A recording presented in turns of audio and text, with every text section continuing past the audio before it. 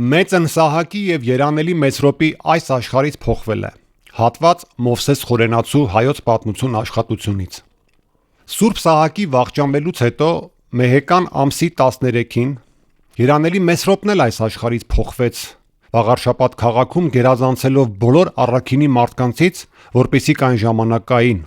որովհետև ամբարտավանությունը և մարդահաճությունը նրա վարքում երբեք տեղ չգտան, այլ հես, բարյացակամ և բարևիտ լինելով երևում էր բոլորին երկնայինների սովորությամբ զարդարված,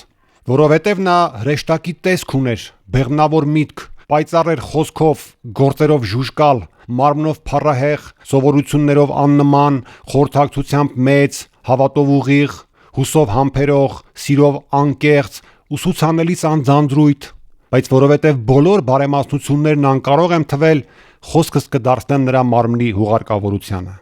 Ինչպես լսեցի բազմաթիվ և արժանահավատ անձերից խաչի աղոտ ձևով լույս էր շողում այն տան վրա, որտեղ երանելին հոգին ավանդեց և շուտով չանհետացավ այս շողքը, քչերին տեսանելի չեղավ, այլ ամբողջ բազմությանը, այնպես որ շատ անհավատներ մկրտվեցին։ Այս ժամանակ ժողոված բազմության մեջ աղմուկ և շփոթություն ծագեց այն պարկեշտ մարմինը թաղելու տեղի պատճառով, որ դեռ մահից առաջ մեռելությանը վարժեցրել էր իրեն։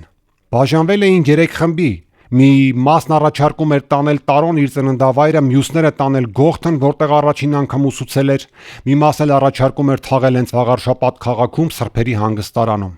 բայց հաղթեց քաջ Վահան Ամատունին, որ ավելի ջերմեռանդ էր հավատով և հզոր էր մարմնավորապես, որովհետև պարսիկներն այդ ժամանակ նրան էին վստահել մեր հայոց երկրի հազարապետությունը։ Նա մարմինը վերցրեց և արժանավել հուղարկավորությամբ տարավ իր գյուղը Օշական։